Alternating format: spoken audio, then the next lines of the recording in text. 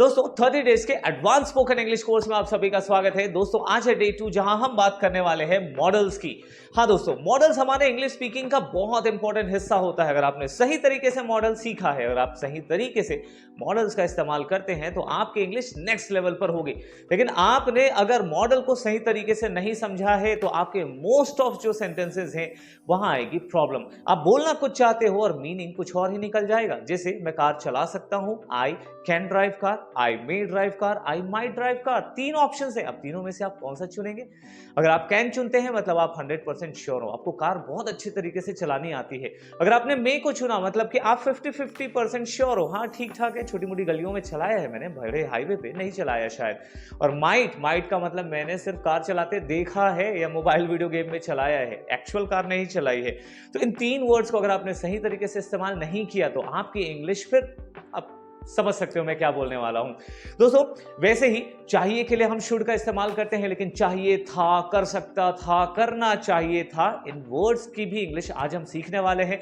तो अगर आप अपने इंग्लिश को नेक्स्ट लेवल पर ले जाना चाहते हैं, अगर प्रोफेशनल इंग्लिश सीखना चाहते हैं तो इस वीडियो को पूरा देखो, क्योंकि आज हम इन्हीं के बारे में बात करने वाले हैं, एडवांस लेवल के मॉडल्स के बारे में। So let's start this video. दोस्तों सबसे पहले तो हम बेसिक समझ लेते हैं कि ये मॉडल्स होते क्या हैं। मॉडल्स मैं बहुत शॉर्ट में समझाऊंगा। मॉडल्स हेल्पिंग वर्ब होते हैं। अगर आपको डिटेल में सीखना है कि मॉडल्स क्या होते हैं, कैसे यूज किया जाता है एक एक वर्ड को पूरे डिटेल में, तो मैंने उस पर एक अलग सा वीडियो बनाया है, आप उस वीडियो को जाकर के देख सकते हैं, लिंक डिस्क्रिप्शन बॉक्स में है। वैसे मॉडल्स का इस्तेमाल मूड को दिखाने के लिए, पॉसिबिलिटी के लिए, एबिलिटी के लिए, परमिशन के लिए, नेसेसिटी ऑफ एक्शन। दोस्तों आज इसी को एक एक चीज को हम पूरे डिटेल में सीखने वाले हैं ताकि आपका एक एक सेंटेंस करेक्ट हो। और यही बेसिक चीजें हैं जो आपके इंग्लिश को एडवांस लेवल तक लेकर जाती है। दोस्तों सबसे पहले जो हम बात करने वाले हैं वो है पॉसिबिलिटी और गेसिंग की।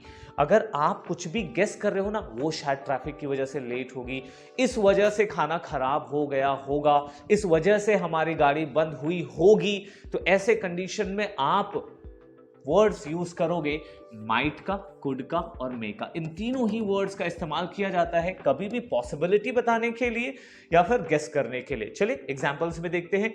आई might go to the party if I finish my work. ठीक है, I might go to the party, मैं पार्टी में जा सकता हूं अगर मैंने अपना काम पूरा कर लिया है तो। अब एक चीज मैं बता दूं, माइट जब चांसेस बहुत कम होती हैं, लेस चांस है, तब आप माइट का यूज करेंगे। मे का इस्तेमाल आप तब करते हैं जब आपके जाने के चांसेस ज्यादा हैं। ठीक है, अगर मुझे लग रहा है कि हाँ मैं जल्दी फ्री हो जाऊंगा और तुम्हारी पार्टी में आ जाऊंगा तो आई मे कम टू योर पार्टी, ऐसा कहूंगा, क्योंकि मे सुनते ही सामने वाला जो आपको सुन रहा है वो समझ जाएगा कि आप 50-50% चांसेस हैं आपके आने के। ठीक है, माइट वर्ड जैसे ही आपने इस्तेमाल किया मतलब समझ जाओ कि आपके चांसेस बहुत कम है, सिर्फ 10% चांसेस है, 90% नो है कि भैया शायद ही। आप किसी को डायरेक्टली मना तो करते नहीं है। तो माइट का मतलब होता है जब चांसेस बहुत कम होते हैं। जैसे आई माइट ड्राइव कार, मतलब मैं कार चला सकता हूं लेकिन कोई गारंटी नहीं है मैं सेफली पहुंचूं या पहुंचाऊं किसी को। ठीक है, जैसे अगर किसी ने कहा आई माइट स्पीक इंग्लिश, मतलब उसको इंग्लिश नहीं आती सही तरीके से, में ठीक ठाक आती है, उसने थोड़ी बहुत सीखी है। कैन वो यूज करेगा जिसको 100% अच्छी तरीके से इंग्लिश आती है, 90 to 100, मतलब समझना, बोलना, लिखना, हर चीज। ठीक है, तो चांसेस के लिए आप इनका इस्तेमाल करोगे। ठीक है, I might go to the party if I finish my work, she may be late. May be, अब ये क्या दिखा रहा है? ये दिखा रहा है गेसिंग को कि भैया वो लेट होगी। क्यों लेट होगी? Because of the traffic. ठीक है, तो इस तरीके से आप यूज करने वाले हो। टिप्स बता देता हूं, माइट और मे दोनों एक्सप्रेस करते हैं अनसर्टेनिटी को। अनसर्टेनिटी अनिश्चितता, कि मेरा अगर काम खत्म होगा तो ही मैं आ पाऊंगा, तो अभी निश्चित नहीं है कि मैं आ रहा हूं कि नहीं आ रहा हूं। ठीक है, तो इस कंडीशन में यूज होता है, but may sound little more formal. तो अगर आप जैसे ऑफिस में, स्कूल में, कॉलेज में जहां फॉर्मल बातें होती है वहां पर आप यूज करो मे वर्ड का। ठीक है, और माइट का यूज तभी करना जब किसी चीज के चांसेस बहुत ज्यादा कम होते हैं। ठीक है, now let's talk about ability. Ability का मतलब क्या होता है? एबिलिटी का मतलब होता है योग्यता। आप वो काम कर सकते हो, क्षमता आपकी। जैसे आई कैन स्पीक इंग्लिश, ये मेरी एबिलिटी है। आई कैन राइड बाइक, मैं बाइक चला सकता हूं। I can not drive car, मैं कार नहीं चला सकता हूं, तो वो नेगेटिव एबिलिटी हो गई। इसके लिए दोस्तों आपको कैन और कुड का यूज करना चाहिए। कैन का यूज आप प्रेजेंट की एबिलिटी के लिए इस्तेमाल करेंगे, जबकि कुड का इस्तेमाल आप पास्ट की। दोस्तों कुछ काम जो आप अभी कर सकते हो, कुछ काम जो आप पहले कर सकते थे। जैसे मैं छोटी वाली साइकिल चला सकता था। वो एबिलिटी कब थी? पास्ट में थी। अभी मेरी एबिलिटी नहीं है। जब मैं कॉलेज में था तो मैं फ्रेंच बोल सकता था। मैंने छोटा सा कोर्स किया था और मैं उस वक्त फ्रेंच बोल सकता था, लेकिन कॉलेज खत्म, डिग्री खत्म और उसके बाद फ्रेंच का यूज ही नहीं हुआ, तो अब मैं फ्रेंच नहीं बोल सकता हूं। तो इसलिए मैं कुड लगाऊंगा कि आई कुड स्पीक फ्रेंच। ठीक है, जैसे कि मैं 10 किलोमीटर भाग सकता था। जब मैं छोटा था तो 10 किलोमीटर, 1 किलोमीटर, 2 किलोमीटर भाग सकता था, अभी नहीं भाग सकता। तो वो क्वालिटीज जो आपके अंदर अभी नहीं है उसके लिए आप यूज करोगे कुड को। वो क्वालिटीज जो आपके अंदर अभी है उसके लिए आप कैन वर्ड का यूज करोगे। एग्जाम्पल देखते हैं। I can cook pasta really well. मैं बहुत अच्छे तरीके से पास्ता कुक कर सकता हूं, पका सकता हूं, बना सकता हूं। कब? कैन। कैन का मतलब क्या है? अभी बना सकता हूं। ठीक है, अगर आपने कहा कुड, ठीक है, I could run for hours when I was young. जब मैं छोटा था तो I could run for hours, तो मैं कई घंटों तक दौड़ सकता था। होते हैं बचपन की एक्टिविटीज, बट अब उतनी स्टेबिलिटी नहीं है। ठीक है, अब उतना हम एक्टिव नहीं है, सो वो एबिलिटी अभी नहीं है, एंड दैट इज व्हाई ये लगेगा पास्ट के लिए। तो क्या हुआ? पास्ट की एक्टिविटी थी, मैंने कुड लगाया।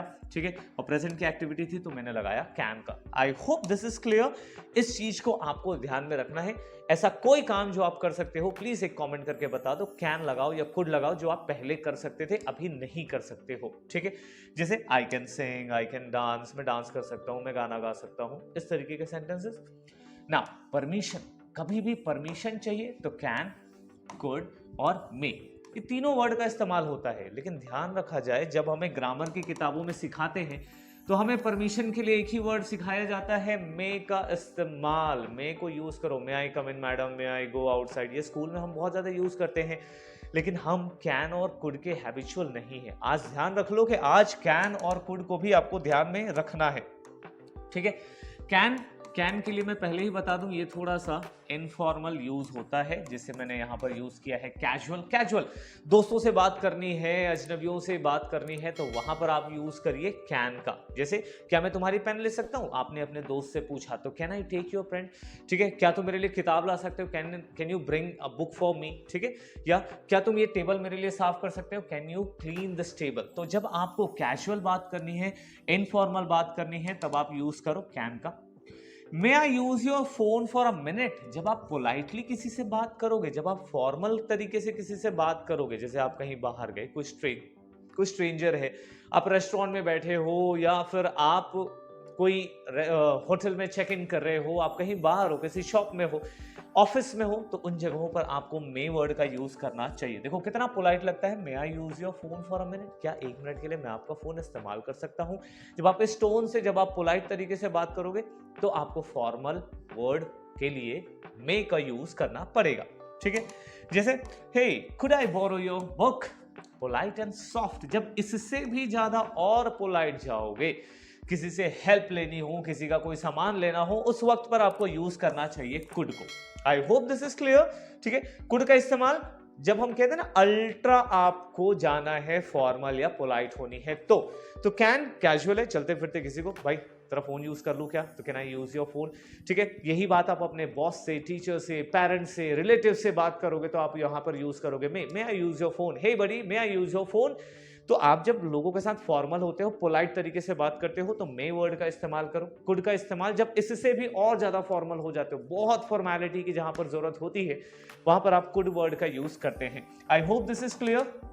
चलिए, अब इसके आगे हम चलते हैं नेक्स्ट पोलाइट रिक्वेस्ट के लिए। अभी तो मैंने बताया पोलाइट रिक्वेस्ट का आप कुड यूज कर सकते हो, लेकिन साथ ही साथ वुड का भी इस्तेमाल किया जा सकता है जब सिर्फ और सिर्फ पोलाइट रिक्वेस्ट की बात करेंगे। तो जैसे would you pass me the salt please. आप कहीं अपने दोस्त के घर पे खाना खा रहे हो, ठीक है, वहां पूरी फैमिली बैठी हुई है और आप थोड़ा पोलाइट फील कराना चाह रहे हो, आप थोड़ा फॉर्मल होना चाह रहे हो उस कॉन्वर्सेशन में। ठीक है, तो उस कंडीशन में क्या यूज करोगे? Would you pass me the salt please. Please, ये थोड़ा एक अच्छा कल्चर शो करता है। तो अगर आपको थोड़ा कल्चर्ड वे में, पढ़े लिखे एजुकेटेड वे में जब बिहेव करना है, जहां पर लग रहा है फॉर्मल होना चाहिए, उस कंडीशन में आप यूज करोगे वुड का या फिर कुड का। इसके लिए कोई हार्ड एंड फास्ट रूल नहीं है, आप कुड या वुड दोनों में से किसी का भी इस्तेमाल कर सकते हो। जैसे देखो, किसी से मदद मांग रहा है तो कौन सा वर्ड यूज हो रहा है? Could. Could you help me with my homework? क्या तुम मेरे होमवर्क में मेरी हेल्प कर सकते हो? आपने किसी अब बड़ी बहन, बड़े भाई, छोटी बहन, छोटे भाई, किसी से भी जब आप हेल्प ले रहे हो, कजिन से ले रहे हो, फ्रेंड से ले रहे हो, आप रिक्वेस्ट कर रहे हो। खैर, दोस्तों से तो हम कभी रिक्वेस्ट नहीं करते। जो लोग दोस्तों से रिक्वेस्ट नहीं करते हैं वो यहाँ पर कमेंट करके बताएंगे कि I don't request with my friend. वहां पर बस ऐसे हाई लिख के भेज दूं, मैं समझ जाऊंगा कि आप भी अपने दोस्त से रिक्वेस्ट नहीं करते। दोस्त होते ही इसीलिए हैं। तो कुड और वुड का यूज करोगे किस चीज के लिए? पोलाइट रिक्वेस्ट करने के लिए। आपको ध्यान रखना है इन चीजों का, ठीक है? अगली बार जब आप मॉडल यूज करेंगे तो इन चीजों के लिए यूज करिए। क्या मैं तुम्हारा पेन ले सकता हूं? भाई, इसके लिए अलग अलग वर्जन है, अभी हमने डिस्कस किया है। लेकिन अब जब आप अगली बार इस सेंटेंस का आंसर करोगे या इसके लिए इंग्लिश बनाओगे तो आपको एक सही सेंटेंस पता होगी और उसका सही मीन पता होगा, ठीक है? इसलिए ये सब हमें पढ़ने चाहिए। दोस्तों, जो मैं बात कर रहा था, शुड हैव का मतलब होता है चाहिए था। कुड हैव का मतलब होता है सकता था, ठीक है? या वुड हैव करेगा, जाएगा या जाना चाहिए था। इन चीजों के लिए they all talk about past. ये सबके सब पास्ट वाले सेंटेंसेस हैं, ठीक है? अब जैसे यहाँ पर शुड हैव के लिए हमने थोड़े से एग्जाम्पल्स रख दिए हुए हैं। शुड हैव रिग्रेट या एडवाइस के बारे में बात करें, जैसे I should have studied for the test. Regret हो रहा है कि मुझे ना टेस्ट के लिए पढ़ना चाहिए था, ठीक है? एवरीडे सिनेरियो, जैसे I should have called you earlier, I am sorry if you weighted. अरे, मुझे तुम्हें पहले ही फोन कर लेना चाहिए था। I am sorry if you weighted, अगर तुमने इंतजार किया उसके लिए बहुत बहुत सॉरी, ठीक है? Tip, this shows that you wish you had done something differently. आप इसका इस्तेमाल तब करोगे जब आप ये सोचते हो कि मुझे कुछ और करना चाहिए था, ठीक है? Hope this is clear. चलो आगे बढ़ते हैं। उसके बाद हमारे पास है word could have, as I expected. तो कुड हैव का यूज करेंगे मिस्ड अपॉर्चुनिटीज और पॉसिबिलिटी, ऐसी अपॉर्चुनिटीज जो आप मिस कर चुके हो, ठीक है? Example, we could have gone to the beach but it rained. अरे, हम ना बीच जा सकते थे लेकिन क्या हो गई? बारिश हो गई। तो हम पॉसिबिलिटीज के बारे में बात कर रहे हैं। जैसे you could have joined us for dinner. तुम डिनर पर हमें ज्वाइन कर सकते थे। We had a great time. हमें तो बहुत मजा आया, तुम भी हमें ज्वाइन कर सकते थे, ठीक है? कल ये वीडियो जब आपसे मिस हो जाएगी तो आप कहोगे यार चैनल को सब्सक्राइब कर लेना चाहिए था, या मैं चैनल सब्सक्राइब कर सकता था। वैसे कर लो अभी, ठीक है? बट उसके लिए सेंटेंसेस ध्यान में रखना। Emphasize that could have shows something was possible. कुछ तो पॉसिबल था लेकिन वो ऐसा हुआ नहीं। जैसे कि इसके पहले हमने एग्जांपल देखा था ना कि मैं और ज्यादा टेस्ट के लिए पढ़ाई कर सकता था, ठीक है? लेकिन वो पॉसिबिलिटी थी, हुई नहीं, किया नहीं गया। Moving to the next, that is would have. Would have का इस्तेमाल तब करेंगे हाइपोथेटिकल सिचुएशन के लिए या कुछ इच्छा हो रही है, विलिंगनेस के लिए। जैसे I would have helped if I had known you needed. अगर मुझे पता होता कि तुम्हें जरूरत है तो मैं तुम्हारी मदद किया होता। हाइपोथेटिकल सिचुएशन है।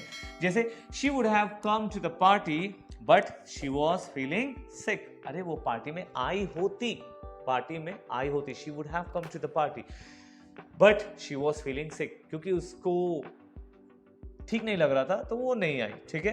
वुड हैव का यूज तब करोगे that could have happened but didn't. कुछ हो सकता था लेकिन ऐसा हुआ नहीं। So hope this is clear to you all and that's all I have for today. Now day 2 जहां हमने प्रैक्टिस करी है मॉडल्स की। अगर आपको मॉडल्स बेसिक से समझना है तो लिंक डिस्क्रिप्शन में है, आप वहां जाइए और बेसिक से एक एक वर्ड को फुल डिटेल में सीखिए। आज हमने बस एक रिवाइज किया है कि कैसे आप मॉडल्स को अलग अलग तरीके से भी इस्तेमाल कर सकते हैं। दोस्तों, मिलते हैं डे 3 में जहां पर हम बात करने वाले हैं पास्ट की। जब हम सेंटेंसेस बनाते हैं पास्ट में तो करते हैं खूब सारी गलतियां और उन गलतियों को अवॉइड करना है ताकि हम सही इंग्लिश बोल पाए। So let's improve our English with this 30 days advanced spoken English course. Let's meet on to the day 3. Till then, goodbye. Signing off, Digvijay.